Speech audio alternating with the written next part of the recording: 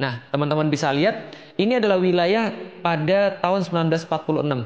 Jadi yang paling kiri itu adalah ketika PBB belum mengumumkan, sebelum PBB mengumumkan berdirinya negara Israel, itu yang warna putih adalah pemukimannya orang-orang Israel. Lalu yang di sebelahnya adalah wilayah tahun 1947, ketika PBB mengumumkan berdirinya negara Israel, perampokan terbesar. Lalu kemudian sebelah kanannya lagi wilayah setelah tahun 1967. Setelah perang 6 hari yang direkayasa tadi dan pengkhianatan para penguasa-penguasa muslim terhadap umat muslim sendiri di seluruh dunia. Dan yang sebelah kanan adalah tahun 2000. Setelah resolusi-resolusi PBB, perjanjian-perjanjian yang berusaha dibuat yang kayaknya menguntungkan selalu bagi orang-orang Yahudi, Israel, dan mereka juga senantiasa untuk mengingkarinya, janji lalu berkhianat, ya kita sudah tahu seperti apa kelakuan mereka dari dulu. Setelah perjanjian-perjanjian damai itu, wilayah kaum muslimin semakin berkurang dan wilayah mereka terus bertambah. Itu yang terakhir tahun 2000. Tahun 2020, 2021 lebih parah lagi daripada semuanya itu. Makanya kemarin yang memicu keributan adalah ketika daerah Sheikh Jarrah itu kemudian diambil oleh orang-orang Israel dengan sekendak hati, tanpa ada hukum. Ya memang nggak ada hukum di situ. Kenapa nggak ada hukum? Karena orang-orang Palestina itu nggak punya negara. Orang-orang Muslim yang ada di situ itu stateless. Mereka nggak punya negara, nggak punya hukum yang bisa melindungi mereka. Maka apapun yang mereka lakukan senantiasa salah. Nah, yang pengen kita sampaikan adalah teman-teman sekalian, setelah PBB itu mengumumkan berdirinya negara Israel, maka pembantaian demi pembantaian dilakukan atas nama hukum. Dan hilangnya nyawa, meregangnya nyawa orang-orang yang ada di Palestina, yang ada di Baitul Maqdis, yang mereka adalah Muslim, dan itu tidak dianggap sebagai kejahatan kemanusiaan. Kenapa? Karena bagi orang-orang yang ada di PBB, bahkan orang-orang di Palestina itu bukan manusia. Kenapa? Karena mereka tidak diakui sebagai manusia. Stateless, mereka tidak punya negara, sehingga mereka tidak bisa untuk dibela secara hukum. Kenapa? Karena mereka stateless. Karena kenapa? Karena Israel yang diakui sebagai satu-satunya negara.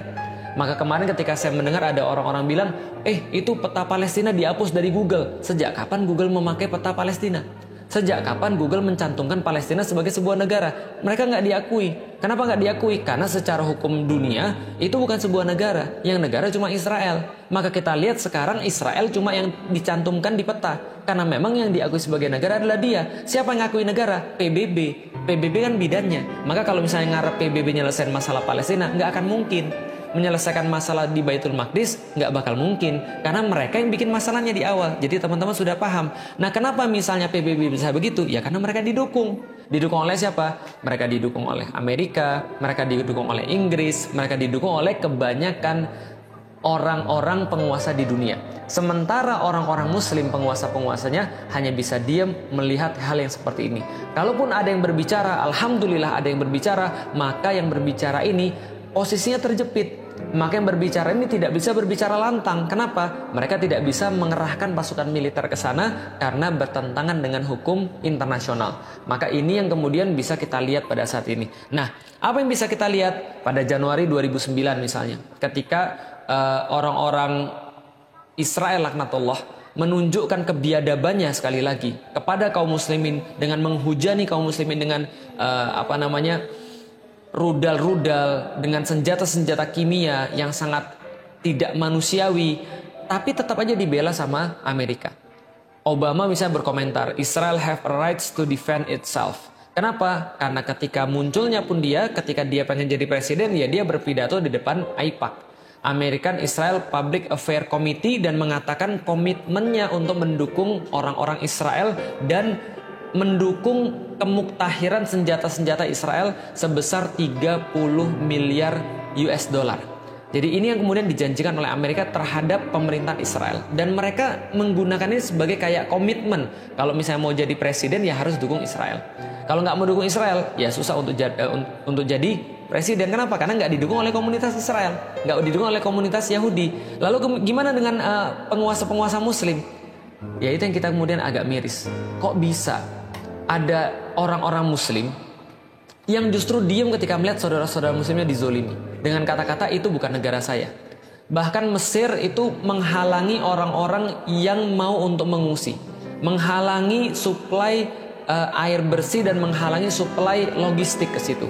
Bahkan negeri-negeri yang lain juga nggak peduli melihat kondisi itu, seolah tutup mata. Padahal mereka sama-sama orang-orang Arab. Padahal mereka sama-sama Muslim. Mereka sama-sama Qur'annya sama, kiblatnya sama, Rasulnya sama. Tapi mereka tidak bisa berbuat apapun, bahkan cenderung diam, bahkan bekerja sama dengan penjajah-penjajah Israel ketika kaum muslimin sedang dibunuh di situ. Ini adalah sesuatu yang sangat miris sekali teman-teman sekalian. Nah, maka apa yang bisa kita lakukan teman-teman sekalian? Ketika kita melihat semua ini, ya nggak ada yang bisa kita lakukan. Yang bisa kita lakukan ya sesuatu yang tidak esensial, seperti berdoa dan berdonasi, mungkin sharing tentang perkara-perkara kayak gini. Nggak ada yang bisa kita lakukan lebih daripada itu. Kenapa? Karena kalau teman-teman nyimak dari awal, kita jadi tahu permasalahan kaum muslimin adalah karena mereka tidak bersatu. Karena mereka tidak bersatu, mereka tidak punya kekuatan. Kenapa mereka tidak punya kekuatan? Mereka tidak punya kepemimpinan. Maka yang bisa menyelesaikan permasalahan Palestina, permasalahan Baitul Maqdis adalah ketika kaum muslimin itu bersatu dan mereka punya kepemimpinan sehingga mereka terorganisir dengan kekuatan mereka. Itu yang terjadi pada masa-masa yang lalu ketika orang-orang Yahudi tidak bisa berbuat apapun. Mereka tidak bisa untuk menyerang kaum muslimin. Mereka tidak bisa untuk menakut-nakuti kaum muslimin. Mereka tidak bisa untuk berbuat seenaknya ketika kaum muslimin masih punya kekuatan pada masa lalu di bawah kekhilafan Utsmani tadi itu. Maka tidak ada yang bisa menyentuh Baitul Maqdis. Kenapa? Karena kaum muslimin akan membela dengan darah mereka. Kaum muslimin akan membela kehormatan negeri mereka dengan seluruh kekuatan yang mereka punya. Tapi sekarang ketika itu tidak ada, maka kita tidak bisa berbuat apapun. Karena kita tidak punya kekuatan, kita tidak punya persatuan. Lalu gimana caranya? Mengacu pada Rasulullah SAW. Maka yang pertama adalah kita harus berjihad secara ilmu. Pahami tentang Baitul Maqdis, ngerti tentang Baitul Maqdis, pahami tentang Palestina. Apa yang harus kita perjuangkan sebenarnya? Perjuangan apa yang tidak akan punya buah? Perjuangan mana yang dilakukan oleh Rasulullah SAW? Misal, kalau orang nggak ngerti teman-teman sekalian terhadap masalah ini, maka dia akan bilang, oke, kalau gitu kita akan minta agar kita kembali pada daerah 1947. Yaitu adalah ketika PBB membagi dua wilayah ini, yaitu adalah wilayah Israel 55% dan wilayah kaum muslim 45%. Ini salah, karena mereka nggak ngerti. Kok malah diperjuangkannya adalah wilayah ketika terjadi perampokan. Kayak kita, ada orang tiba-tiba masuk rumah kita, lalu dia bilang, saya bawa surat dari RT. Bahwa mulai dari hari ini, RT bilang bahwa rumah ini kita harus bagi dua. Kamu tinggal di WC dan di dapur, saya ambil selain itu. Emang kita terima kalau kayak gitu? Ini kan perampokan. Ini kan penjajahan. Kok kita malah terima yang kayak gitu? Kok malah kaum muslimin menyerunya pada wilayah 1947? Kita nggak mau. Kita nggak mau wilayah 1947. Kita nggak mau wilayah 1967. Apalagi setelah perang 6 hari. Kita nggak mau wilayah yang sekarang. Dan bahkan kita nggak mau wilayah sebelum UN mengatakan partisi, yaitu adalah wilayah tahun 1946. Kita juga nggak mau. Yang kita mau apa? Itu adalah wilayah kaum muslimin. Penjajah harusnya dienyahkan. Orang yang merampok harusnya nggak boleh di situ. Ini adalah solusi sebenarnya. Maka solusi terhadap penjajahan ya berarti dibebaskan. Sebagaimana Umar bin Khattab membebaskan Baitul Maqdis. Sebagaimana Salahuddin Al-Ayyubi membebaskan Baitul Maqdis. Jadi penjajah itu bukan negosiasi.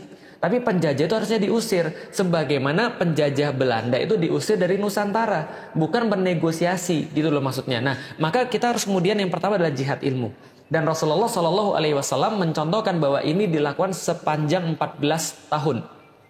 Setelah itu Rasulullah melakukan jihad negosiasi atau jihad politik yang dilakukan oleh Rasulullah sepanjang 2 tahun. Mengirimkan surat-surat, bernegosiasi dengan penguasa-penguasa yang ada di Baitul Maqdis dan seterusnya. Lalu setelah itu baru Rasulullah menempuh jihad militer yang berakhir dengan pembebasan Baitul Maqdis di zamannya Umar bin Khattab pada tahun 638 Masehi.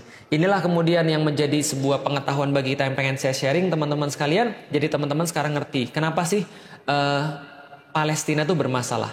Atau lebih tepatnya istilahnya adalah Baitul Maqdis itu bermasalah. Lalu apa yang bisa kita lakukan untuk menyelesaikan problem Baitul Maqdis secara long term, secara permanen, yaitu adalah membangun kekuatan itu dan membangun persatuan itu dan membangun kepemimpinan itu. Lalu apa yang bisa kita lakukan sekarang? Nggak ada yang lain selain doa, donasi, dan share pengetahuan-pengetahuan tentang Baitul Maqdis agar kita tidak menjadi orang-orang yang memperhatikan Baitul Maqdis hanya ketika mereka menangis dan berteriak ketika mereka dibom, dihujani dengan peluru ataupun dibunuh di depan mata kita. Sehari lagi kita menunda kebangkitan Islam, sama seperti sehari lagi kita memberikan waktu bagi penjajah Zionis biadab itu untuk membunuh saudara-saudara kita yang ada di Palestina. Karena itulah teman-teman sekalian, ini yang bisa kita lakukan. Berdoa, berdonasi, dan sharing pengetahuan-pengetahuan yang ada di kita semuanya. Dan Allah Subhanahu wa Ta'ala mungkin pada tahun ini memberikan kita sebuah pelajaran yang sangat berarti, agar kita tuh noleh kepada mereka di tengah-tengah kesibukan kita, itikaf, menikmati sajian-sajian Ramadan. Tapi Allah bilang, lihat loh, ada saudara-saudara kalian itu, yang saudara-saudara kalian itu tertindas, yang saudara-saudara kalian itu terjajah. Mudah bagi Allah untuk membebaskan mereka. Tapi bukan itu ceritanya. Ceritanya adalah bahwa Allah memberikan kesempatan pada kita untuk muncul kesatria-kesatria di antara kita, memperhatikan mereka, senantiasa mengisi hati kita dengan Baitul Maqdis, kiblat pertama kita, supaya besok-besok ketika diperlukan kemudian perjuangan-perjuangan yang lebih besar, maka kita sudah siap dengan ilmu-ilmu dan sakofah kita tentang Baitul Maqdis. Artinya teman-teman sekalian, kalau memang kita merasa sedih, kalau memang kita merasa marah, kalau memang hati kita tercabik-cabik, kita bisa menggunakan apapun yang kita punya.